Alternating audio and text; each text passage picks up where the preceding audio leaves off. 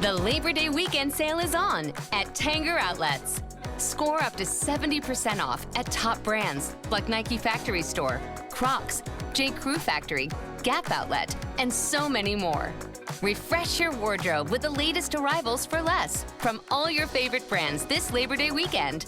Tanger Outlets, always on trend, always on sale. Plan your trip at Tanger.com. You're listening to the Archaeology Podcast Network. Hello and welcome to the Archaeotech Podcast, episode 205. I'm your host, Chris Webster. My co-host, Paul Zimmerman, is wandering around the desert somewhere. Today, we talk to Reinhard and Sara Zaia about mapping digital landscapes in online worlds. Let's get to it.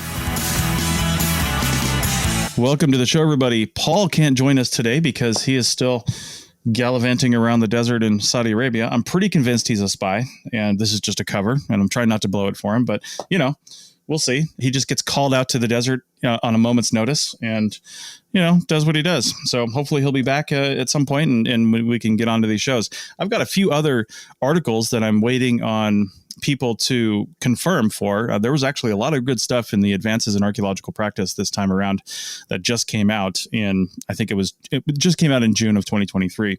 And one of those articles is entitled Photogrammetry and GIS in Human-Occupied Digital Landscapes, written by Andrew Reinhard and Sara Zaia. And we have both of them on the show today. Welcome to the show, Andrew and Sara. Hi, thank you for having us. Well, thanks for having us.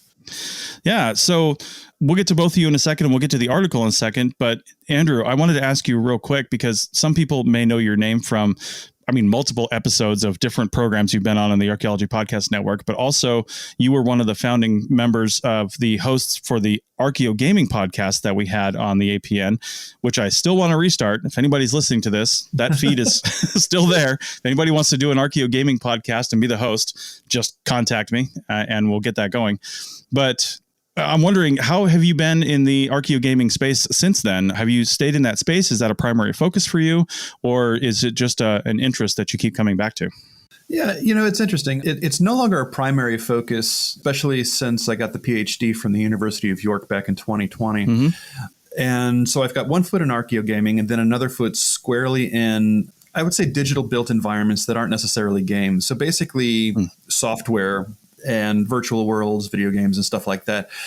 Basically, any place that human beings are present and they're leaving evidence of material culture, settlement, and abandonment in a digital space, you'll find me there. So, nice. So games is part of that equation. But, really, like with this article, this was a pivot from going from strictly video game archaeology into something that could be applied to other kinds of digital things where people quote unquote live. Okay. So I still keep in touch with my colleagues and friends and everything. I run the Archeo Gaming Mastodon account since we nuked the Twitter account. Right. And I'm currently a board member for Saving Ancient Studies Alliance, or SASA. Awesome. Sounds good. And Sara, what brings you to the Archeo Gaming sphere? I don't know if this article really belongs in Archeo Gaming. It does, because like you said, Andrew, it's applicable, bringing real world techniques into the the gaming sphere. But Sara, what brings you to this space before we really get into the article? So I'm a spatial archaeologist, and I just finished my PhD, and I'm also a gamer. So I really enjoy playing video games, and I mostly enjoy the games that have an archaeological background. Nice. And a flavor. I think I bring the technical part into the article, but I really, really enjoyed it. It gave me a different perspective of, gaming. And whenever now I play video games, I kind of look at the space and the traces that I found on a different light. Mm-hmm. So let's talk about the article then. Again, this is in the Advances in Archaeological Practice, and we will link to this article. You do need a login to see it because it's part of the SAA, the Society for American Archaeology. But there are typically ways around that if you want to get a copy of the article. This is actually open access. We got gold open access paid for through New York University, so people can look at it. Even though it's on the site, it's totally free to view. Oh, I didn't know that because I logged in to go download it and I didn't even notice. So, okay, well, that's good. So we'll link to it anyway, and seriously go download it because there's some really good stuff in here, including the references and some images that will be handy actually as you're listening to this. So look down at your show notes. There'll be a link to the article and you can bring that up while you're listening to the show. Hopefully you're not driving or doing survey or anything like that. So, be careful, but all right, so let's get into this. This article that we find out a little bit later in the article is actually part of a multi-step process that you guys are doing to we'll talk about that, the other steps, but why don't one of you just explain what this step one is and give, the elevator pitch or abstract version of the purpose of this article? Dealing with digital games and working with digital kind of landscape archaeology, it's really difficult to kind of pinpoint where things are happening. So if somebody builds something in a game, if somebody, puts something up, whether it's a fortification or a residence, or they put some kind of material evidence of their visit in a digital space, there's no coordinates, there's no north, it's kind of fake north, south, east, west. There's kind of a fakey grid, but there's no GIS because we're dealing with these procedurally generated spaces or designed spaces that are independent of the grid that covers the earth. And so I'm like, well, if we're going to do some archaeology, and especially if we want to do landscape archaeology, we probably need to pinpoint where things are happening precisely in the environment. I wonder if we can do that. And so, knowing full well, I do not have the technical expertise, with GIS and with mapping software, although I played around with QGIS a little bit, or working with point clouds or DEMs, digital elevation models. I know the words, but I don't know how to do them. And so I reached out back when I had a Twitter, before the hostile takeover there by Musk, and cast around. And Sarah's like, sure. Yeah. So, Sarah, do you want to fill in where what caught your eye and what you brought to the article as well? Sure. Well, since I was I think it was a few years ago, I started to get interested in archaeogaming, and so of course I ran into Andrew's blog website and I started reading, and so his name was like a big name in my head, and so I started following him on Twitter. And then I saw when I was scrolling down his tweet, and I was kind of, shy at the beginning to reply. Because I was like, well, I'm a PhD student. I'm sure there is a long, long line to work with Andrew. He's not going to listen to me, And then I went back a couple of days after and I said to myself, well, if you don't try, you will never know. But exactly. The tweet was canceled at that point. Or I couldn't find it anymore. So I think I DM'd you and say, hey, I saw your tweet. Do you still need someone to do some GIS? And that's, the rest is history, nice. I suppose. Yeah, absolutely. So the theory was, can we make actual usable, maps, topographic maps, DEMs, from point clouds that we gather on these spaces that don't exist on Earth?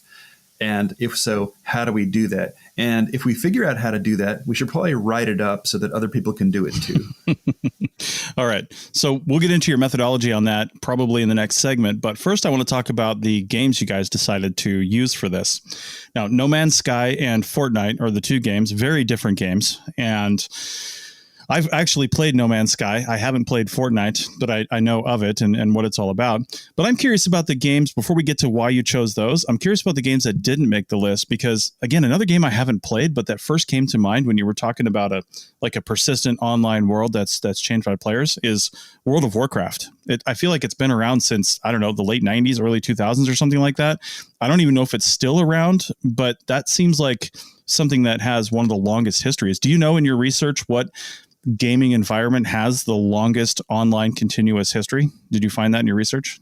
Oh, geez. I don't know. I'll get myself into trouble by being, by being wrong. Sure. But, I'm thinking just be of close. Things like Neverwinter Nights or EverQuest. Yeah.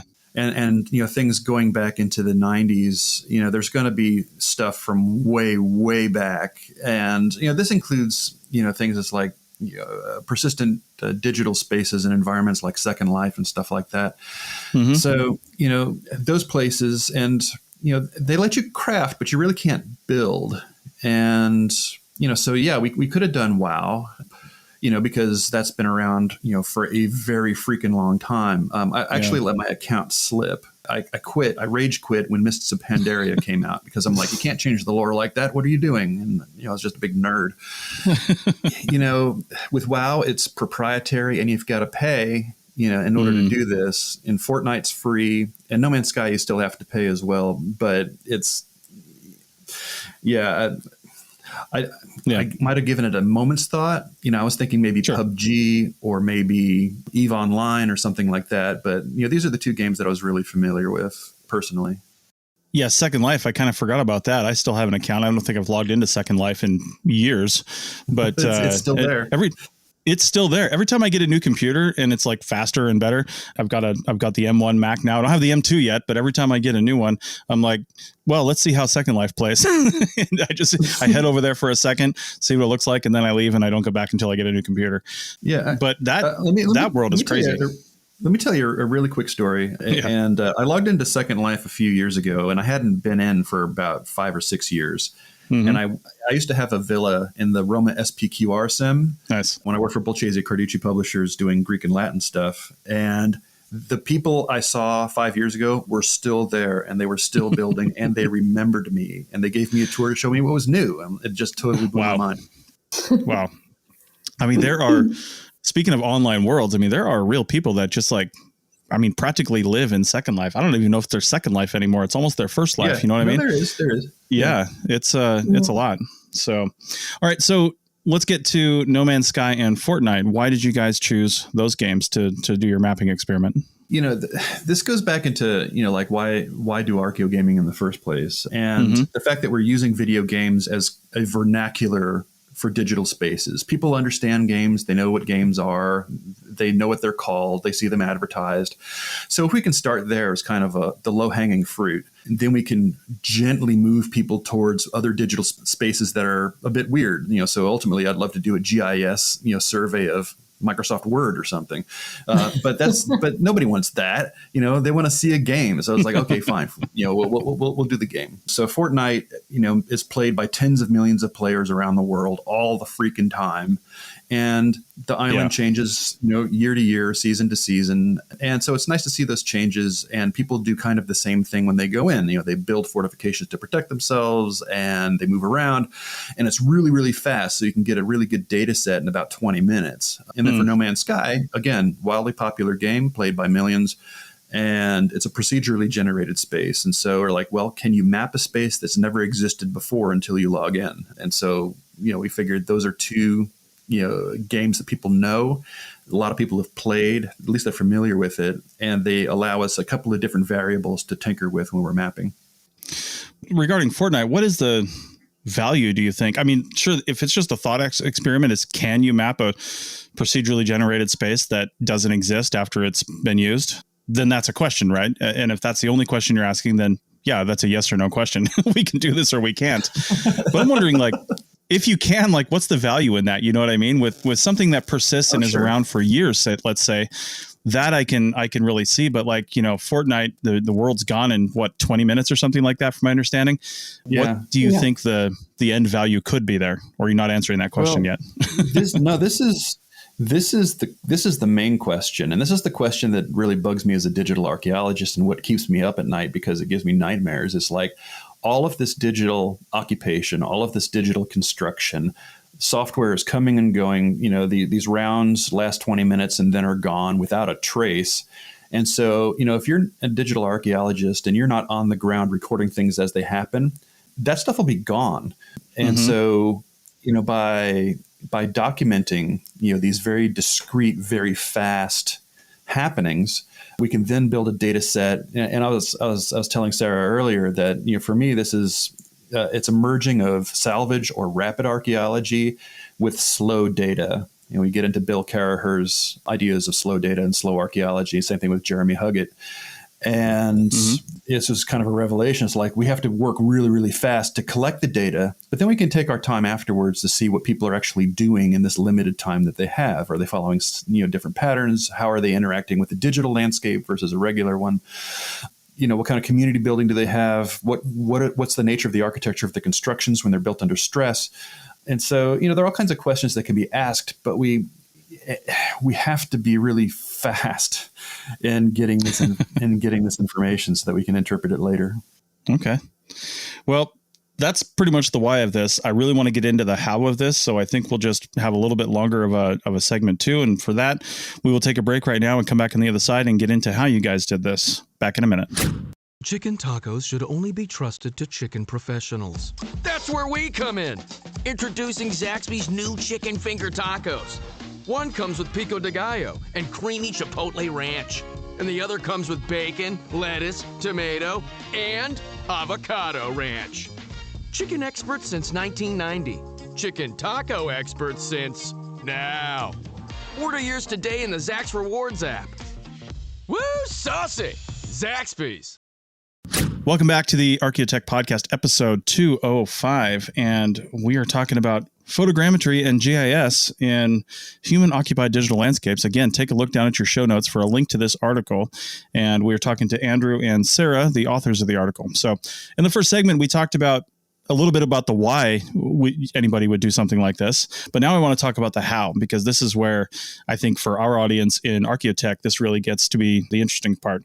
And we've talked about photogrammetry a lot on this show. We've talked about drones a lot on this show. Any longtime listeners know they have to take a drink now, because anytime we say drone, that's what happens. Seems like they come up a lot on this show. So hopefully you're listening at a good time. Yeah. But so anyway, you mentioned that drones and cameras and things like that have been used to do photogrammetry for many years in archaeology now. And even just saying drones have been used for many years is a pretty powerful statement. It's kind of weird to think that. They still feel nude in some cases, but they're very much not in other cases. But with photogrammetry, and I've done drone photogrammetry, you really need you don't need, but it's helpful to have the ground control points. And then you've got the spatial nature of the photographs themselves. And I've even done it where you take high resolution video and then chop images out of that. It's not quite as good as taking high resolution images, but we've experimented with that in some cases. And I'm just wondering, getting to this, what methodology did you use to get let's just call them photographs, really screenshots of the worlds of Fortnite and No Man's Sky in order to be able to do this actual photogrammetry? Because you ran these just like you would any other images through Metashape to produce your DEMs and your 3D models. So I'm just wondering, how did you come up with a way to get these images in an accurate way to be able to do this? I'll do a very short answer, and then Sarah, if you could do the detailed answer, because this is when I really started to lean on you, and I was emailing you twice a day, every day for weeks. Because I have access to the games, and when you play a video game, every video game is different. Every video game will have its own way of maybe doing a photo mode or photo capture, video capture, or you have to do it through the console's native video capture and photo capture software that comes with it. Mm-hmm. And so that, I was like, well, okay, I have these two games. They behave very differently with the photo modes and everything. So what's my camera? How do I use it? Can I fake it out and pretend I have a drone, but it's really not a drone. It's and like in Fortnite, you actually become the drone. So you have this all-seeing eye that you can move around. And then in No Man's Sky, you're dealing with like a sphere. It's like a hemisphere. And then your camera's at the top of that. And then you shoot around. And it was a disaster. I'm a terrible drone pilot and a bad photographer when it comes to this kind of thing. And so, Sarah, how did you help me? Because you helped a lot. Yeah, the way that I wasn't sure if this was going to work out or not. And the way that I addressed it was as any other photogrammetry project that I carried on in real life. And so I found out that flying the drone and then extracting frames to use as photographs don't really work out. Right. I prefer to spend a little bit more time in taking the pictures, but then they're going to work out much better in the software. And so I asked Andrew to just take a picture, pause while taking the picture, and then move the virtual drone a little bit forward, taking care and making sure that the next picture will overlap at least 50-60% with the previous one, and just go on and on until he would cover the entire surface that we wanted to do the photogrammetry for. Okay. And there was no no distortion or anything at the edge of the images? I mean, in my experience in the past, sometimes they're a little bit fisheye, kind of on those pictures and things like that. Did you guys have any problems? I mean, there's always a distortion. Sure. But it wasn't that bad. If I remember correctly, it wasn't that bad. So it was not like a whole 360, that kind of distortion that you see the parable or anything like that. No. Yeah, we didn't have to fix too much of that. And especially like with Fortnite, there's no curvature of the earth. Oh, sure. It's flat. Granted, it's got topography, but yeah, and shooting from the top down and then moving things around and then making sure we had the overlaps, seemed to have taken care of that. And it was fun to kind of hand the files off to Sarah for her to do her magic and whatever she did on her PC. My magic. That seemed to work out okay. We tried a couple of times, and I think the first set of image wasn't working. But the second time, I gave, I guess, more detailed instructions, and Andrew was great in taking the pictures, and that worked out perfectly. Nice. I'm wondering with Metashape, I mean, obviously a lot of us that are listening to this have put images into Metashape before, but obviously they're usually images of the earth or objects and things like that. Did it just accept these digital images that don't necessarily look like, anything on the earth? It just accepted them and did it like normal? Or did you have to use any special settings? No, it actually worked. I was very surprised, but I guess these digital spaces are very, very accurate so that they resemble real spaces, and the software just picked them up. Right. Okay. Yeah. Nice. It was a gamble. This is one of these things. It's like, you ask this what if question and it sounds really crazy, but it's like, it's so crazy. It just might work. It looks like a mountain. Let's see what happens. And it did. It did it. No, I was very, very surprised about it because, I don't know how specifically, the software works. I know what I have to do to make it work, but I don't know what the parameters inside the algorithm or whatever, how they are set up. So I don't know the tolerance. In my personal experience with real world, the tolerance is pretty high, more and more with the new updates. And so, slight errors that you might have, and they would have created issues in the past, like different light. If one image is darker than the next one, maybe it won't, match them because the RGB values of the two, of the pixel, the same pixel in the two different images is different. And so it doesn't recognize it. But now it doesn't even matter anymore. If it's not completely off, even if it's slightly different, it still works. Nice. And I really think the trick here to make it work is to give the software, even if it's a digital landscape, even if it's a fake mountain, if you give it enough angles, if the pictures are taken with the right angles, it will still recreate the shape of the mountain, even if it's not real. Yeah, that took a little bit of doing, though. I mean, you had me go back and shoot stuff again. Yeah. And let's do that again and try it again. Let's try it. So, one of the beautiful things about the project is just it demonstrates how technology is really iterative, and the archaeological approach, or the digital archaeological approach, is it's you take steps, and it's like, okay, and you just tweak and you tweak and you tweak, and then you finally get it, hopefully. Yeah.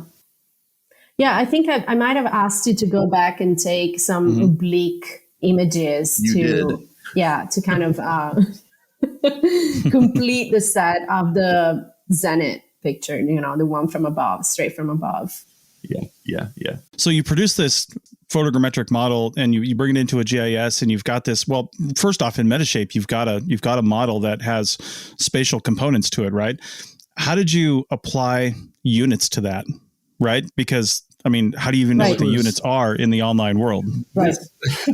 This was the big question. This was the funniest part. It's like, oh my God. It's like we get to this point and we're like, how many meters is this? Exactly. What is a foot?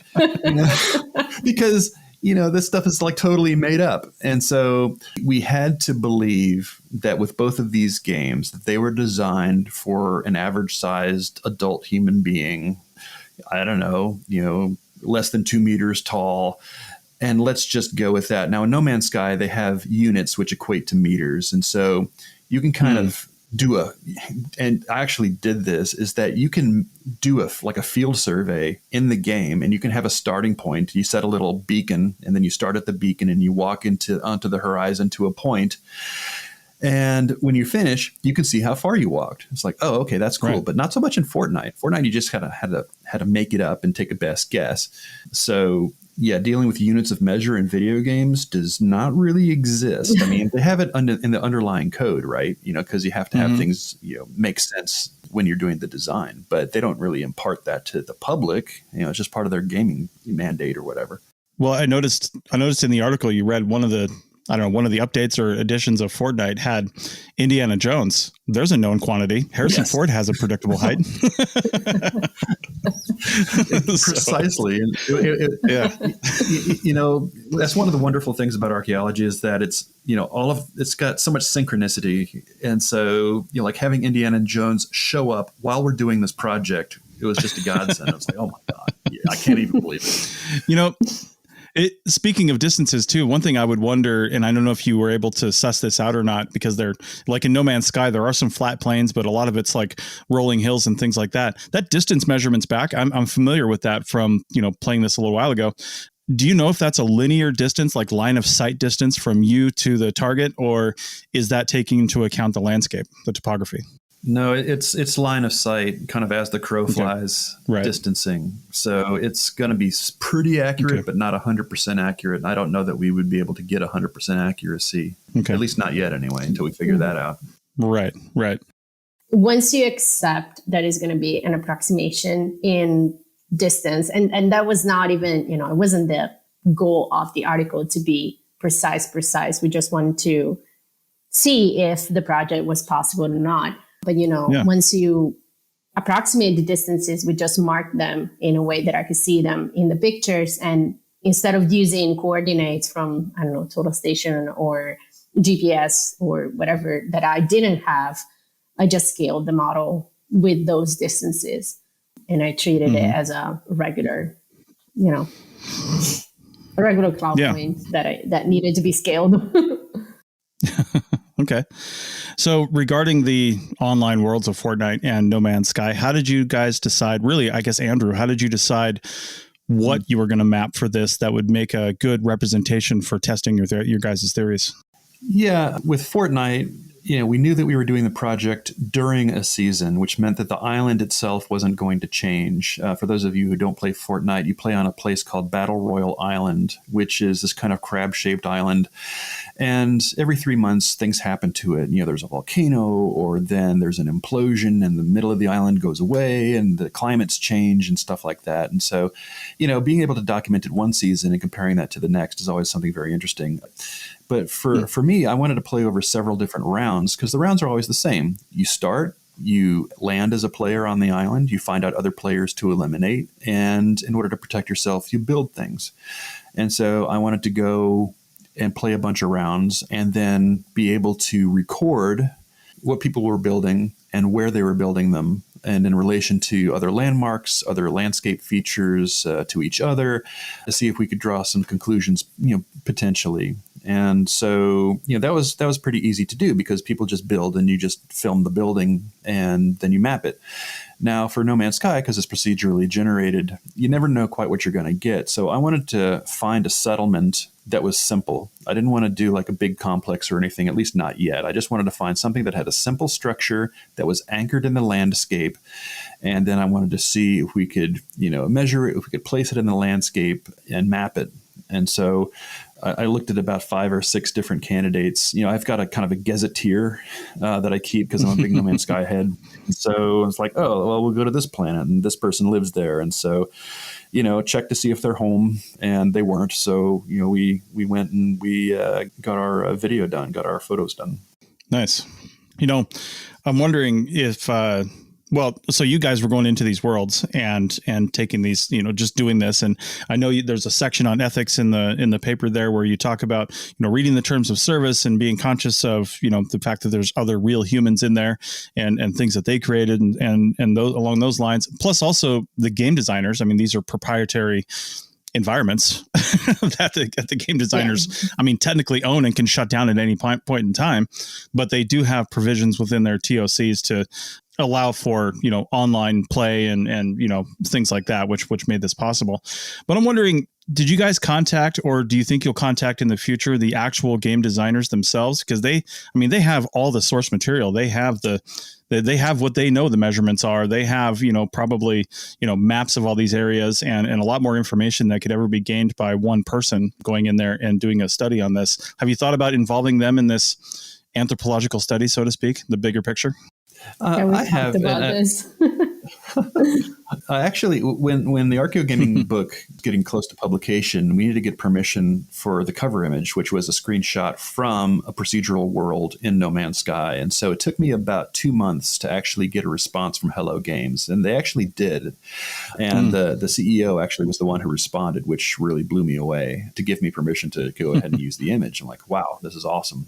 They are super busy and like trying to write epic games, to get info about Fortnite. I have a feeling that we'd be signing NDAs out the wazoo, and we wouldn't be able to necessarily publish on that, even though we would have the information. And right.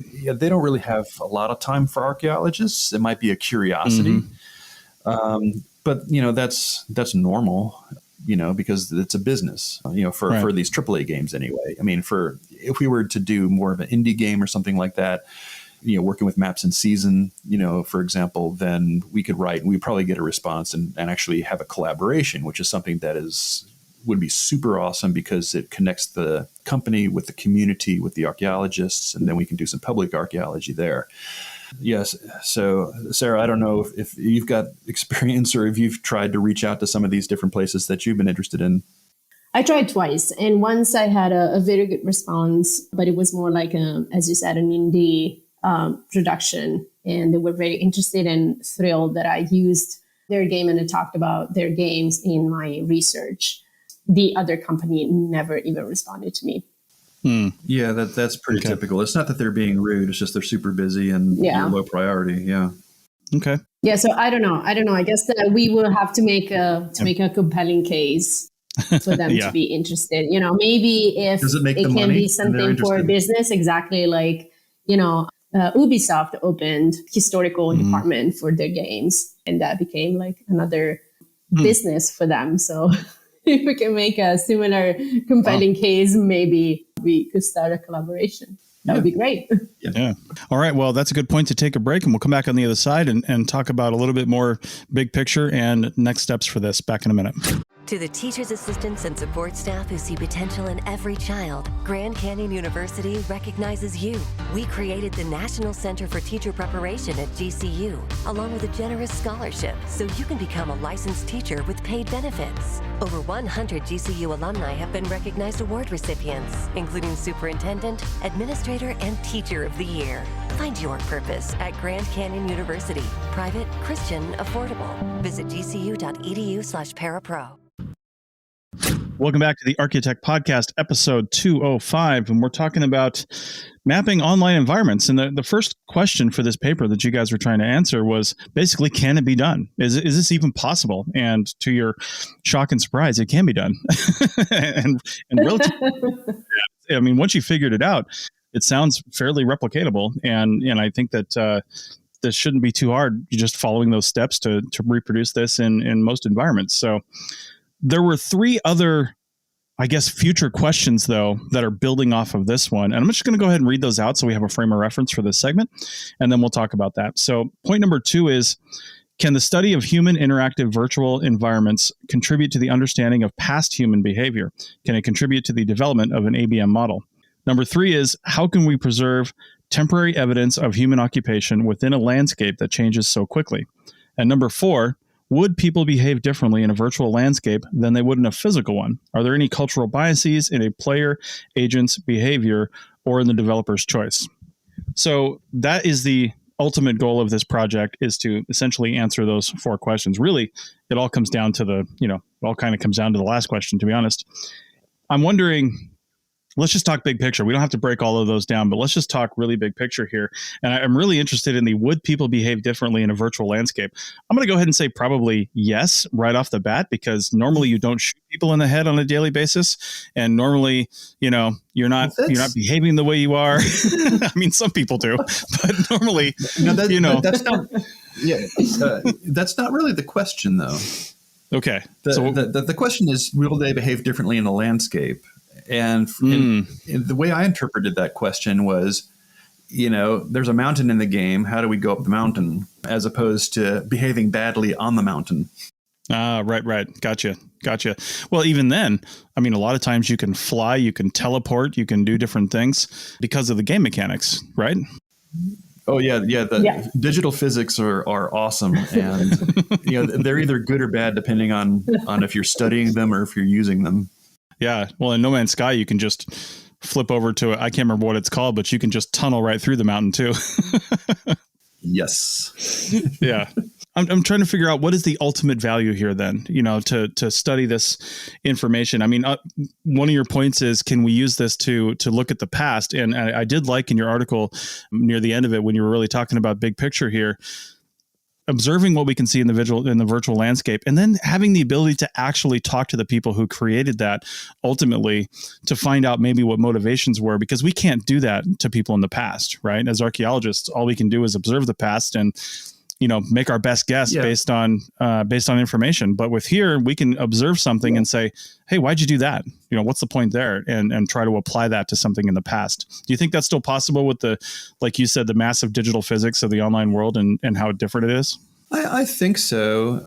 Yeah, I hate to say the real world. In the physical world, I guess, you can talk to descendant communities, and they can tell you things that have been passed down, or they can give you the interpretations of the landscapes in which they live that exhibit features from antiquity.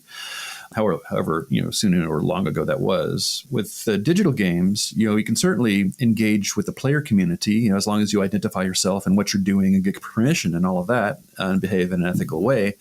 And this happened with the No Man's Sky Archaeological Project, where you would talk to people who were like day one players, and they would be building and stuff, and they would tell you how it was like. And then you might talk to people who joined the game 2 or 3 years later, and they don't have that initial lived experience. They have a history because they have a wiki and a Reddit and stuff like that. And then, they hang out with some of the old timers, but that's only been 3 years. But, in a game, that's ancient history.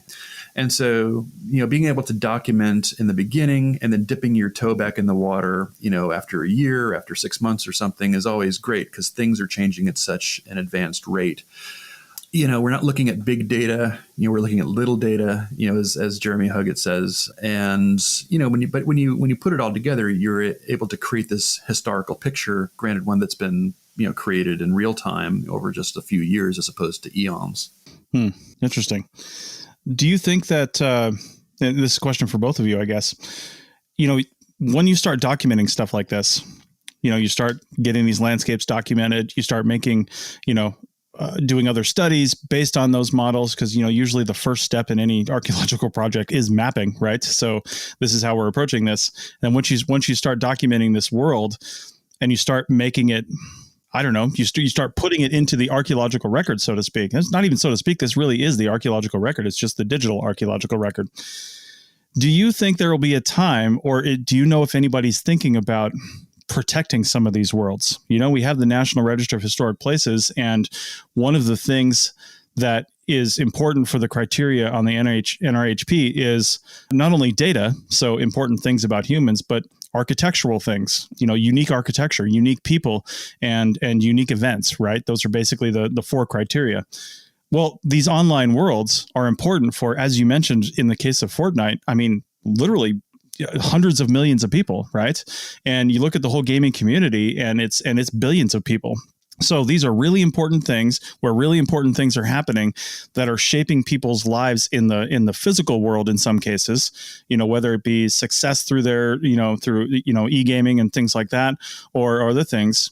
Do you think there's any validity here for protection of these worlds in the future? And I'm wondering if the developers would fight that and how that would actually look if the government tried to take over No Man's Sky. I have a quick answer, and then Sarah, I always thought like the Internet Archive should be a UNESCO World Heritage Site.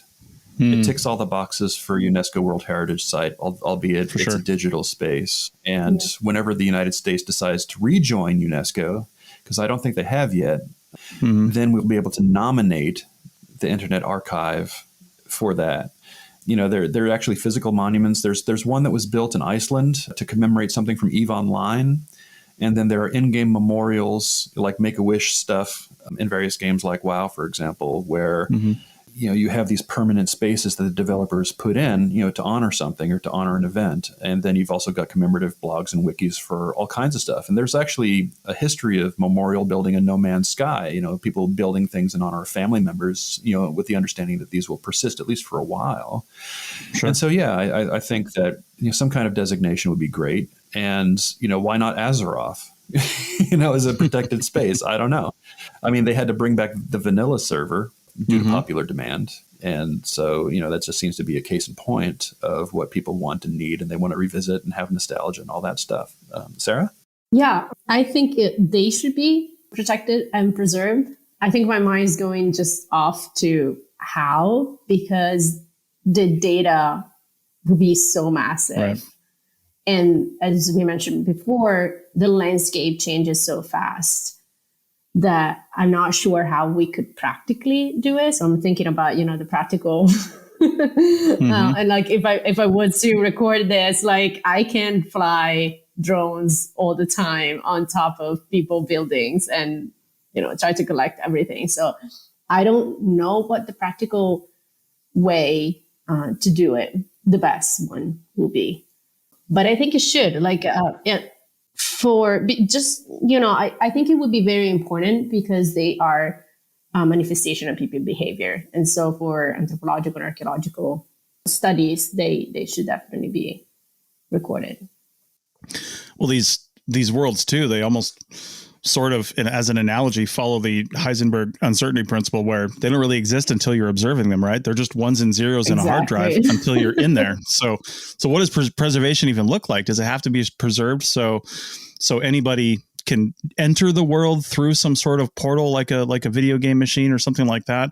Or do they need to be preserved so way people, aren't in that world can see that, like they're looking at the world through a TV screen, Yeah. That's been one of my goals. When I was doing my PhD, that was part of one of the case studies is what's the lowest common denominator of access that we can provide so people can see what it is that we're talking about. So it could be just stereometric $5 goggles, and you've got a split screen that you're watching on YouTube or something. And for some folks, that'll be enough. And it records the audio. Granted, it's a guided tour. You're not able to look around. And I've tried and failed to do like a 360 VR inside a video game where we could do, go where you want kind of stuff without actually having to use the game. So, that's important. And you're right. A lot of these games, especially the procedural ones, they don't generate until you arrive. And then you have interfered with the space, even though the space is brand new. And what does that mean ethically? It's like, I don't know. And then you're also right in that the archaeologists are actually the leaders in creating the digital archaeological record. Hats off to TDAR, but where there is no archaeological record until we show up, and all of a sudden there is one. And so, what does that mean? For ethics and for what it is that we're communicating? And if we go there first and people follow us, what have we done? It's weird. It's like Doctor Who or something. It's weird. Or Black Mirror. Yeah. I know, right? We've only got a few minutes left in this episode. So where are you guys with number 2, talking about the study of human interactive virtual environment contributing to the understanding of past human behavior? Are you guys in process on doing some research on this? No. Not yet. All right. Short and simple. I'm not. I've got 2 books that I'm revising for BergCon. Yes. Basically, what we wanted to do is to create this methodology of digital space specifically for people to play around with agent-based modeling. Here's a landscape. Here's how you can map it. you can put your agents in there, and it doesn't have to be a game. It can be a digitally created space, that you put in parameters or different rules to make it look a certain way or behave a certain way. And then you let your agents run around and do stuff, and then you can tweak that and see what happens. Our methodology allows you to do that with the spaces that you create digitally in support of your ABM work, which is the real goal. Now, I haven't, and Sarah, I don't know if you have, I haven't tried that yet with ABMs. I'm hoping maybe Sean Graham might, if you're listening, or Stephanie Crabtree, moving forward. So we got a couple minutes left.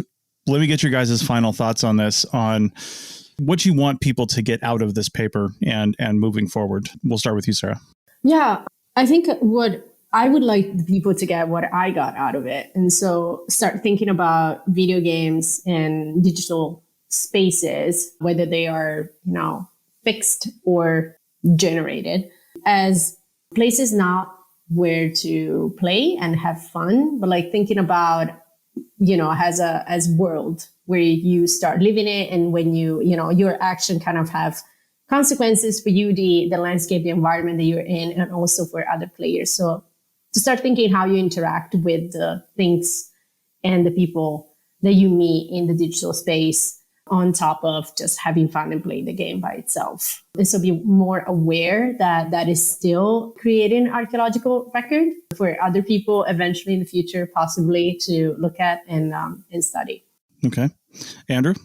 For me, the main goal was to demonstrate that even though digital landscapes are a relatively new medium, an archaeological medium, that you don't have to really change all that much what you do as an archaeologist and the tools that you use.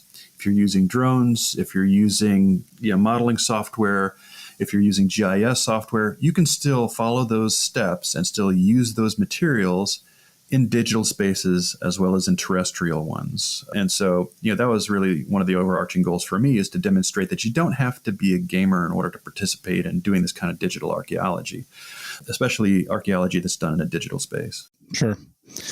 Okay. Well, that's about all the time we have. Thanks, guys, for coming on. I hope that when you continue this research in the future, we can bring you guys back on to have a follow-up discussion. Thanks a lot for coming on the show. Thank you for having us. Thanks again. Bye-bye. All right. And we'll see everybody else next time.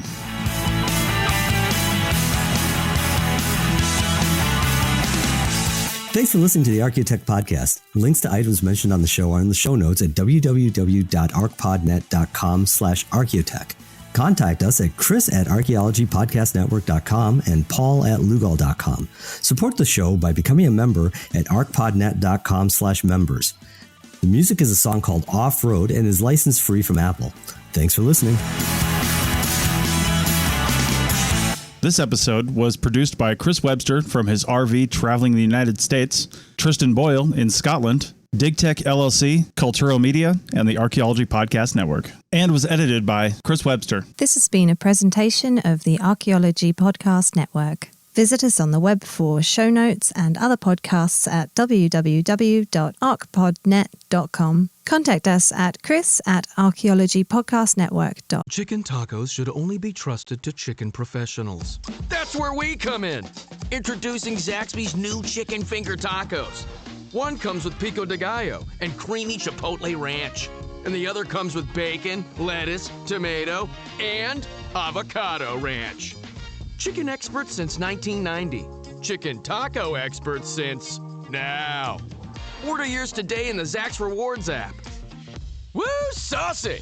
Zaxby's.